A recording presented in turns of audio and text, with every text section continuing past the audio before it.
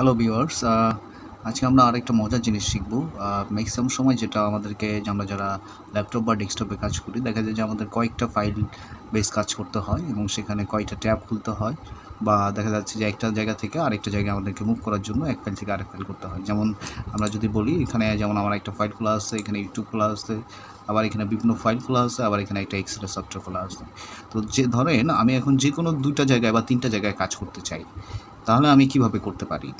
বা ধরেন আমি এই ফাইলটাতে কাজ করব, তো আমার আরও দুটো ওয়ার্ড ফাইল খোলা আছে, যে কোনো আমি আরেকটা ফাইল দুটাকে পাশাপাশি রেখে কাজ করব।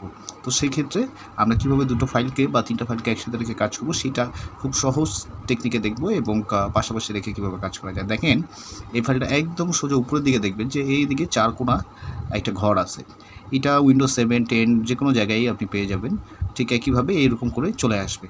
তো আপনি সর্বশেষ যে দুটো ট্যাবে আপনি আপনার কার্সর রেখেছেন, ফর আমি এটা রাখছি এবং দেখা যায় যে আমি এক্সেলের একটা ইয়াতে রাখলাম। তাহলে আমি সর্বশেষ এই দুটোতেই ছিলাম।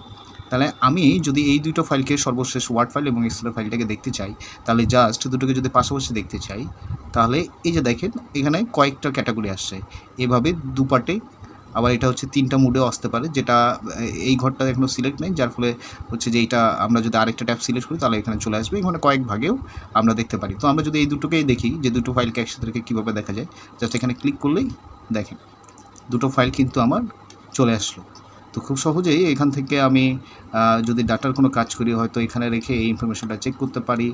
আবার তো অন্যভাবেও কাজ করা যেতে, যে যেভাবে কাজ করতে চায়।